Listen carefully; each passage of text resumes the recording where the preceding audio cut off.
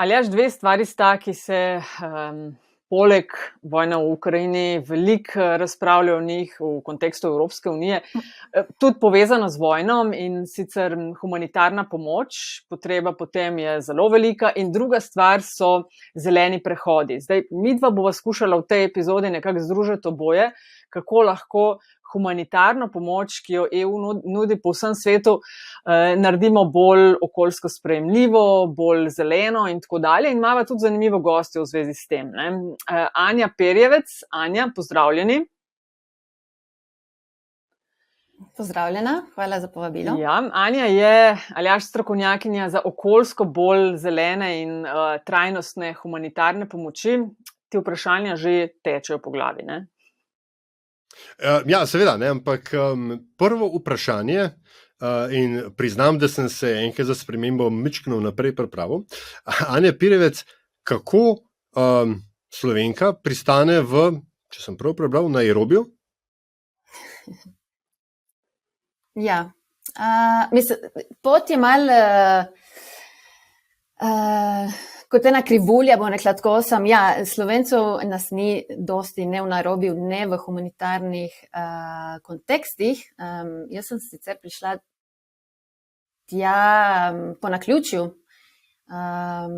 Začela sem jaz sem arhitektka po izobrazbi in po poklicu, in kot vsi drugi arhitekti sem najprej delala v privat firmi, ampak tam sem začela videti stvari, ki mi niso bile všeč. Smo delali predvsem za zelo bogate ljudi, lahko bi jih poimenovali tudi tajkune, predvsem bazirani v Nigeriji, v Gani, in sem počasi spoznala, da me delo v tej komercialni arhitekturi nekako ne veseli in da bi raje moj talent, moje znanje uporabila za delo in projekte, ki so nekako družbeno in socialno bolj orientirani. In sem pustila mojo fancy firmo v Rimu in nekako odšla malo na slepo v Južno Ameriko, kjer sem se počasi vztrajno nekako preusmerila v najprej urbani razvoj, rehabilitacijo neformalnih, revnih sosesk. Vemo, da je tam tega ogromno. In od tam pol je bila ta nekako naravna tranzicija zame iti v nekako bolj humanitarne zadeve in v svet Združenih narodov, kjer sem delala zadnjih 5 let prej, ko sem se predložila Evropski komisiji, kjer tudi delam zdaj. In tam sem delala najprej kot tehnična strokovnjakinja, predvsem za site planning, to je tisto, kar kot arhitektinja jaz tudi lahko delam, site planning, infrastrukturna dela, gradnjo humanitarnih bivališč, in sem delala verjetno v enih 30 državah v tistih 5 letih, s tem, da zadnje 2 leti smo imeli COVID, in ta COVID nam je malo, vsaj meni, olajšal tranzicijo v to zeleno področje humanitarnega dela, ker nisem več upala iti na moje misije, sem se začela ukvarjati s strategijami za ozelenjevanje naših tehničnih sektorjev v Agenciji Združenih narodov. Takrat sem delala z Agencijo za begunce, in tam se je ta moja pot začela v teh za okolju prijaznejših humanitarnih pomočeh, in to je tudi, kar trenutno zdaj delam za DG ECO. DG ECO je agencija Evropske komisije, ki se ukvarja s civilno zaščito na evropskih tleh oziroma s humanitarno pomočjo, to je tudi ta tim, kjer jaz delujem, izven Evropske unije. Mi smo trenutno donator, nismo neka agencija, ki bi implementirala projekte, kot so to nevladna organizacija ali pa Agencija Združenih narodov, tako da mi v bistvu financiramo določene projekte, ki so potem implementirani v teh humanitarnih kontekstih. Naši partnerji, Združeni narodi, NGO in druge lokalne organizacije, se potem nekako aplicirajo na ta naš razpis, ki se bazira na specifičnih humanitarnih potrebah v bistvu. Na potrebah prebivalcev, ki so pod vplivom neke humanitarne katastrofe. In potem mi, jaz in drugi moji sodelavci, selekcioniramo določene projekte, ki bolj ali manj sledijo tem našim smernicam. In jaz se pač moram zagotoviti, da vsi te projekti, ki so izbrani, pač implementirajo v svoj program tudi te smernice za bolj trajnostni razvoj, za zmanjševanje negativnega vpliva, ki ga lahko naši projekti imajo na okolje in prebivalstvo, kjer mi interveniramo. To sicer ne pomeni, da mi bomo zdaj reševali problem klimatskih sprememb. Se pravi, humanitarni delavci niso vzrok klimatskih sprememb, tudi nismo žal rešitev. Rešitev morajo dobiti vlade in tako naprej. Mi, kar jaz moram zagotoviti, je, da naši projekti ne v bistvu degradirajo okolja zaradi naše intervencije.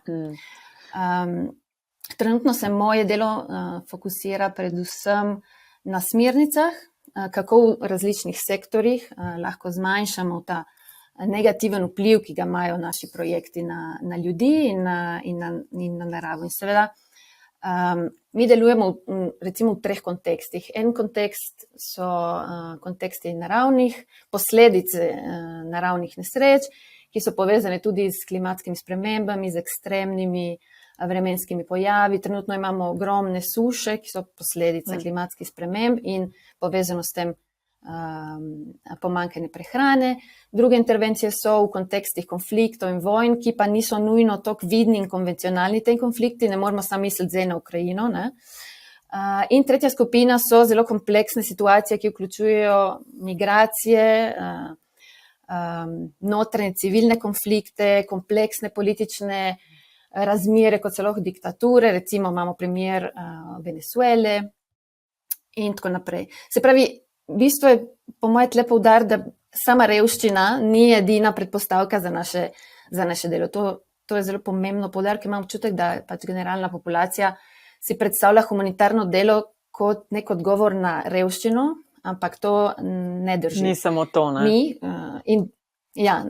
Ni to predpostavka. Predpostavke so humanitarne krize in mi odgovarjamo na specifične potrebe prebivalcev teh kriz. Ta kriza se lahko pač razvije v sami državi, kjer je kriza, oziroma v sosednjih državah, ki sprejemajo begunce iz teh področij. Ne? Tako da revščina ni predpostavka za naše delo. Midva sva to epizodo, ki jo objavljava v okviru Dneva Zemlje, že kar nekaj časa načrtovala, tako da sva res hvaležna za vaš čas. Vem, da ste zelo zasedeni. Ena stvar, preden se globje zakopljemo v te okoljsko bolj trajnostne humanitarne pomoči, v okviru katerih delujete.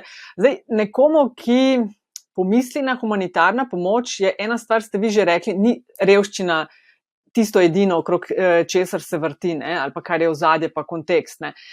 Zdaj, ko pomislim jaz na profile, ali pa večina ljudi, ko pomisli na profile, ko gre za humanitarne intervencije, si predstavljam, da vidijo neke zdravnike, medicinske sestre, vi ste pa tako, kot ste rekli, ne, arhitektka. Imate kakšen občutek v teh projektih, v katerih ste delali, kakšni so odstotki, ne vem, a so to res splošna populacija, vidi sam te, ki se ukvarjajo bolj z zdravstvom, za razliko od tega, kjer ste vi specialistka? Ja, ta predstava ne bi mogla biti dlje od resnice v bistvu, ker namreč v humanitarnih organizacijah delamo zelo različni profili in jaz zdaj nimam točnih procentov, ampak sem sigurna, da je arhitektov, inženirjev več kot zdravstvenega osebja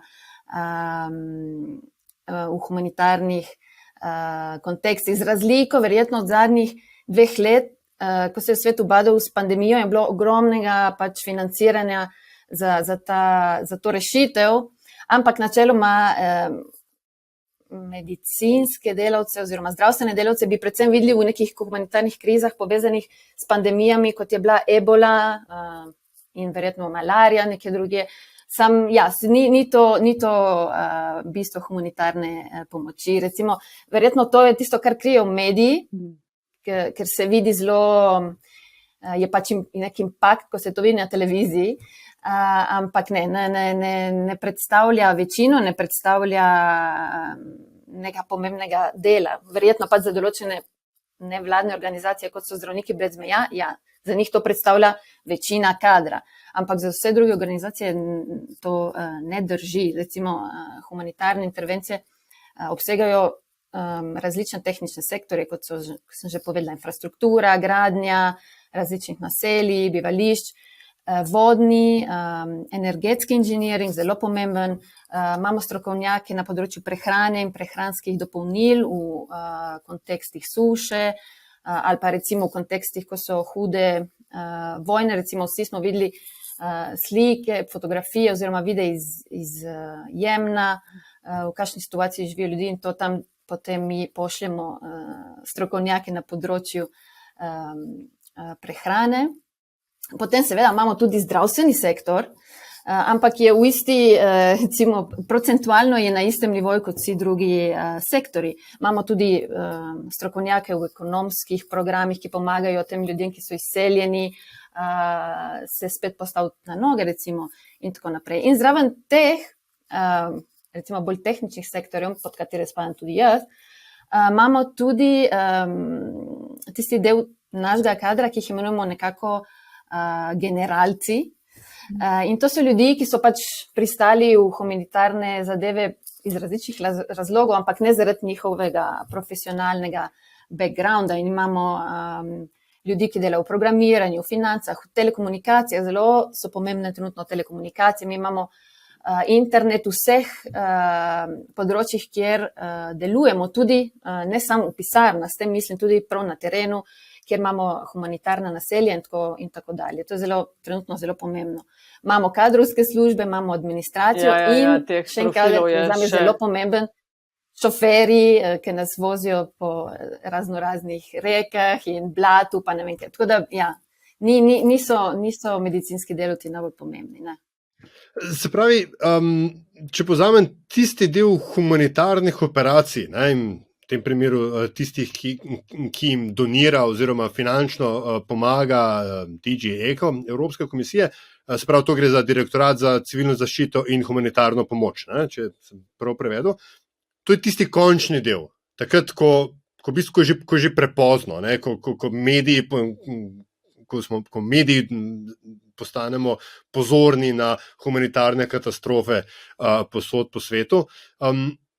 Vse to, kar ste pa vi zdaj pisali, je pa tisto, kar se dogaja v ozadju ali po možnosti prej na nek način. Ne? Ker smo ravno okoli Dneva Zemlje, ne? In ker so klimatske spremembe nekaj, na kar moramo danes vsi misliti. Ne? Kako pa v vašem delu upoštevate vplive na okolje, klimatske spremembe, a se soočate z njihovimi posledicami? Rekli ste, da humanitarni delavci vzrok za njih niste in tudi jih ne morete odpraviti, ampak vplivajo pa na vas vendarle, ne? In tudi vaše delo verjetno na nek način pač se ima neko interakcijo z okoljem. Kako se s tem soočate? Ja, degradacija okolja in onesnaženost povečuje potrebo po humanitarni pomoči. To je ena stvar, tako da že ta predpostavka, ne, nam diktira strategije prihodnosti. To je eno, in drugo, posledice klimatskih sprememb povzročajo vse te kontekste, ki sem jih prej omenila, jih v bistvu nekako poslabšajo. Ne? Tako da humanitarne intervencije lahko različno odreagirajo na to. In mi v zadnjih časih predvsem, se morate zavedati, da humanitarne organizacije so delale 75 let z določenimi mandati in ti mandati so bili za reševanje življenj. Ne? Tako da zemlja in okolje je bilo vedno na drugem tiru. Zdaj pa s temi spremembami trenutnimi in s trendi, trenutno, ki se dogajajo po svetu, se moramo prilagoditi tem nekako smernicam. Mi tudi z našimi intervencijami lahko različno vplivamo na okolje. Ne lahko se lahko naše intervencije privadimo, adaptiramo na klimatske spremembe, tako da pol ljudje jih lažje prebavljajo nekako in pa lahko na preventivi delamo. Zdaj, največji izzivi v naših kontekstih so, bi jaz rekla, vsekakor odstranjevanje gozdov, odstranjevanje dreves, izguba naravnega okolja, predvsem za ustanovitev humanitarnih naselij in z njimi povezani erozija, uničevanje prsti, povečana nevarnost plazov, poplav in vsega tega. Naslednji velik izziv v naših kontekstih je vsekakor prekomerno izčrpavanje vode, vodnih virov, podtalnice za potrebe teh naselij in teh ljudi. Se morate zavedati, da vsa ta humanitarna naselja so največkrat ogromna, gostijo tudi do 100 tisoč, 150 tisoč ljudi in so največkrat zgrajena v odročjih, ki so nekako oddaljena od večjih infrastrukturnih del. Tako da moramo mi pripeljati noter vso infrastrukturo in s tem v bistvu spremenimo zelo življenje in okolje ljudi, ki so tam preživeli. In to lahko tudi potem pripelje do določenih konfliktov med temi dvemi skupinami ljudi. Tudi zaradi tega mi moramo paziti, kaj delamo s temi naravnimi viri in kako. Se pravi, velik problem nam predstavljajo uničevanje gozdu, predvsem za zidanje, za gradnjo bivališč, za kuhanje in to povleče s sabo ogromne posledice. Drugi dejavniki so recimo nepravilno upravljanje smetmi za vsa ta naselja, za različne druge humanitarne intervencije. Proizvajamo kot humanitarni aktor ogromno količino odpada, ki potem ostane tam in to pač ni v redu. Ravno to, ker ste že omenili te potencialne konflikte na lokacijah samih. Po eni strani se zdi tisti stari mandat za reševanje življenj, ko ste rekli, na nek način meni, laiku, celo bolj logičen, ker tam se vendar v prizadetih območjih se ljudje ukvarjajo z vprašanjem osnovne eksistence. Kako potem recimo sploh sprejemajo v kakšnih bolj konfliktnih situacijah prizadevanja za okoljsko bolj ozaveščene humanitarne projekte?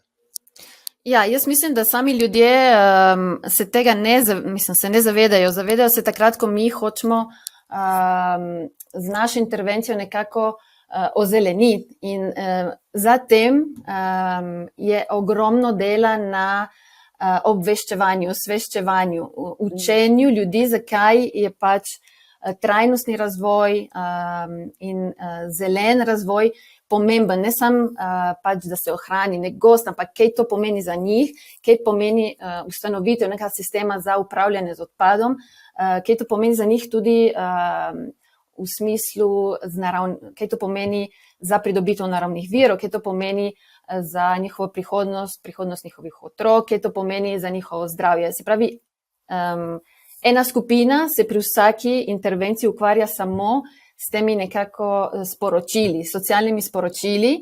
Mi v bistvu tudi učimo ljudi, ki so tam, zakaj je to pomembno trenutno. Prej tega se pač ni delo, ker ni bila to naša primarna strategija, ampak zdaj to delamo. In to delamo na nivoju ljudi, ki so tam, lokalne skupnosti, izseljeni in na nivoju lokalnih vlad.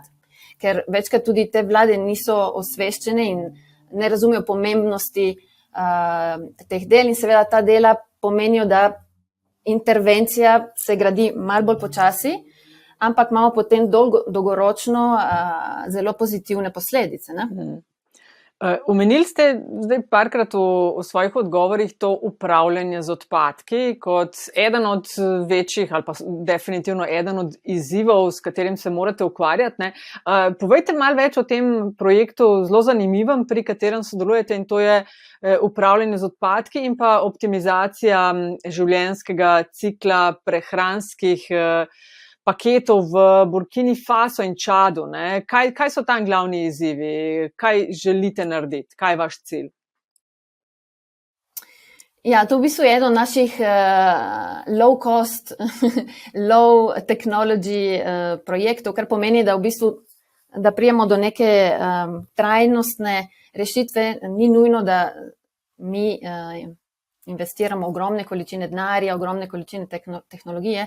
V bistvu se gre tam kdaj tudi sam za način, kako koordiniramo neko humanitarno pomoč. In v tem primeru smo se odločili, da na različnih krajih, v teh državah, ki ste jih omenila, vzpostavimo te sisteme za upravljanje z odpadi. To pomeni, da bomo ljudi učili, kako, zakaj ti predmeti, ta odpad ne sme ostati v naravi, zakaj je dobro, da se ga prenese nazaj, in bomo vzpostavili tudi določene sisteme, ekonomske,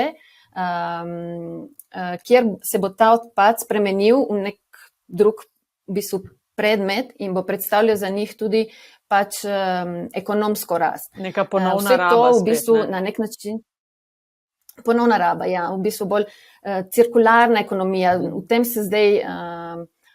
se zdaj kar podrobno ubadamo, ker vidimo, da pač dosti humanitarnih kontekstov je potem zapuščenih malo samih sebi, kdaj vlade so, kdaj jih ni, kdaj bi se dalo povezati tudi te humanitarne kontekste z vladnimi sistemi za upravljanje odpada, ampak teh kdaj ni, tudi na nivoju nacionalne vlade.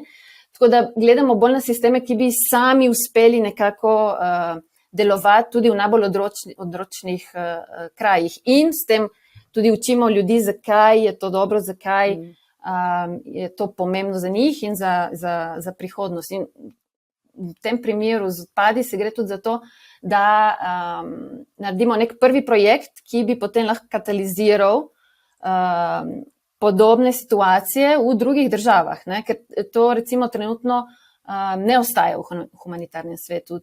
Odpad ni do zdaj bil nek vprašaj in s tem hočemo tudi nekako dati nek vzor drugim organizacijam, tako da s tem našim financiranjem tudi poskušamo malo odpreti oči drugim akterjem, da vidijo, da to se da narediti, da ni tako težko, da ni tako finančno zahtevno in da se da tudi brez velikih tehnologij narediti dober projekt.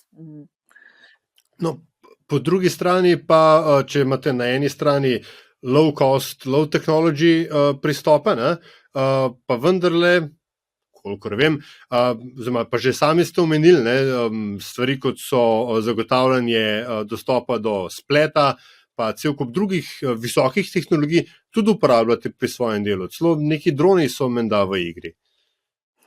Ja, tako je. Zdaj imamo tle v DigiEku imamo določene različne time, no? In eni so dokaj, jaz jih imenujem entuzijasti, medtem pa tudi jaz, ki pač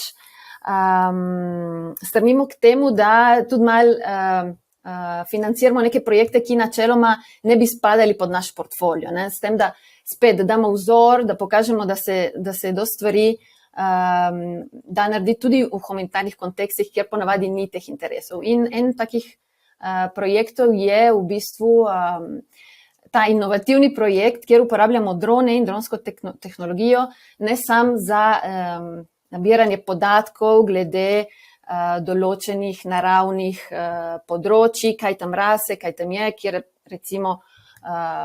kjera področja so bolj naklonjena poplavam, kjera področja so se recimo skrčila v zadnjih 10 letih, zakaj nisem na tem, čeprav droni so zelo pomembni za pač pridobitev informacij, na katerih pol mi lahko te smernice in strategije naredimo. Zdaj trenutno tudi poskušamo uporabljati dron za ponovno nasaditev gozdov. Specifično v Južni Afriki imamo ta projekt in bojo droni na področju nekih logaritmov identificirali specifična področja, ki so bila skrčena v zadnjih 5 do 10 letih, kaj tam rase, in pol bojo te informacije sporočili strokovnjakom in te strokovnjaki bojo pol te drone uporabili za v bistvu razseljevanje teh semen in ponovno rast gozdov. To je seveda zdaj trenutno v inovativni fazi. Ne vemo, ali bomo uspešni ali ne, ampak je pač nekaj, kar se nam zdi pomembno, sploh zato, ker z enim dronom lahko posadimo hektarje in hektarje gozdov, v primerjavi, če to delamo ročno. Ne? In se lahko to naredi zelo hitro in zraven tega se dela monitoring tega, kako rasejo, je bilo to uspešno, ne, mogoče bi mogli kaj drugega tam nasaditi in tako dalje. Ne, zelo zanimivi. Se pravi, informacije in podatki so tudi zelo pomembni na našem področju. Ja, ne, zelo zanimivi projekti. Zdaj, v opisu vaše titule piše, da ste globalna ekspertka in vem, da ste delali na različnih koncih sveta. Ne? Zdaj, trenutno ste stacionirani v Nairobiju, Kenija. Mimogrede, kakšno vreme imate te dni? Ja, zelo zanimivo vprašanje. V bistvu zdaj bi mi mogli biti kar v deževni dobi nekako, ampak dežja ni. In tle že severna Kenija, Somalija, Etiopija se že leta borijo sušo in letos ni nič drugače. In imamo trenutno že pomanjkanje določenih živil zaradi tega, ker pač dežja ni. In tudi s tem se posledično mi ukvarjamo tle z DG-Eko, ker imamo odgovore predvsem za prehransko pomoč in agrikulturno pomoč tem ljudem, ki pač živijo v vedno večji dezertifikaciji v bistvu. No, zdaj, kot nadaljevanje tega me pa zanima, a lahko, pač zdaj ste stacionirani, kjer ste, a lahko primerjate kakšne projekte ali pa delovanje v drugih državah. Zdaj, seveda mi je jasno, da niso potrebe po pomoči povsod enake, različna okolja, različne težave in izzivi, ne? Ampak tako, a se da, če vas nekdo vpraša, različni kontinenti, različne države, kaj je bilo skupno v teh projektih, kaj je drugače v državah, ne vem, kako ljudje mogoče drugače reagirajo na kakšne stvari? Ja, no, jaz imam sicer izkušnje predvsem v Srednji in Južni Ameriki in v Afriki. Recimo drugi kontinenti zdaj šele začenjam, tako da se bom omejila na ta dva kontinenta. In recimo, kar me mene najbolj navdušilo v Latinski Ameriki, recimo, je bila res tehnična kompetenca lokalnih profilov, lokalnih strokovnjakov, zelo na visokem nivoju. To recimo za druge kontinente, recimo v Afriki, je malo težje dobiti. Ne? Se pravi, da moramo uvažati več teh profilov iz zunaj. Drugo, kar mi je bilo zelo všeč, je vključenost vlad v vse te humanitarne intervencije, recimo od lokalnih, občinskih, nacionalnih. Vlade so zelo prisotne in so del humanitarnih odgovorov. Tega recimo tle v Afriki je manj. So izjeme v določenih državah, ampak manj. In to nam otežuje delo, ker kdaj smo včasih pač humanitarni akterji sami nekje in je težko nekako dolgotrajne, trajnostne strategije implementirati brez tega ozadja in podpore vlad. Ne? Potem, kar me zelo tudi navdušilo v Latinski Ameriki, je participativnost in nekako delo skupno z vsemi akterji, od ljudi, ki živijo pod posledicami teh humanitarnih kriz in strokovnjaki. Se pravi, izredna koordinacija, komunikacija, participativnost in solidarnost. Zdaj, po drugi strani, recimo tle v Afriki, pa me zelo navdušila ta njihova rezilienca. Jaz v slovenščini še nisem dobila pravega izraza, ampak rezilienca ljudi, se pravi odpornost. Ja, odpornost ljudi in fleksibilnost nekako ljudi na različne šoke, na različne humanitarne krize, ker pač te ljudje niso navajeni dobiti nič, ne od vlad, ne od nobenega. Se pravi, sami uspejo iz nič narediti ogromno in se sami zaangažirajo že od prvega dne krize, sami iščejo rešitve, so zelo kreativni in nikoli ne nekako obupajo vsem, čeprav so določene situacije res na meji groze, bom rekla, so oni sami pripravljeni veliko vložiti v to, čeprav vejo, da pač humanitarna pomoč je zelo omejena, se pravi, oni bodo v nekem momentu mogli iti nazaj ali na nek drug kraj in to se ne ve, to je vse zelo zelo nestabilno v bistvu. In to pomankanje vlad in lokalnih akterjev, to otežuje nam delo, otežuje ljudem delo in je dosti bolj komplicirano, ne? Anja Pirjevec, veliko dela imate, ne? In vidim tudi, da imate tudi veliko volje in srca in mislim, da je tako prav, hkrati pa izražam občudovanje, ne? Da si to upate v resnici delati. Ta vas je kdaj kaj strah? Ne, nikoli ni strah, ker vedno je v bistvu slabše to opazovati z ozadja ali pa oddaleč, ko si na terenu, pač ne opaziš teh negativnih stvari, ki se ti lahko zgodijo, sploh, ne vem, recimo sem delala v Kongu, pa Kamerun, to so zelo nestabilni, politično nestabilni kraji in živiš stalno pod stresom in živiš v določenih compoundih, ne vidiš ljudi in je pač stresno, sam pač pol, ko dela z ljudmi in ko so ljudje veseli in ko dobijo, kar rabijo, pol pač to tehta, ne, ta življenjski slog nekako. Mogoče čisto vprašanje še za konec, no, res vrsto let delujete že po svetu v pomembnih projektih, na pomembnih mestih. A ste v kakšni obliki kdaj sodelovali s kom iz Slovenije, povezave s Slovenijo, so kakšen interes?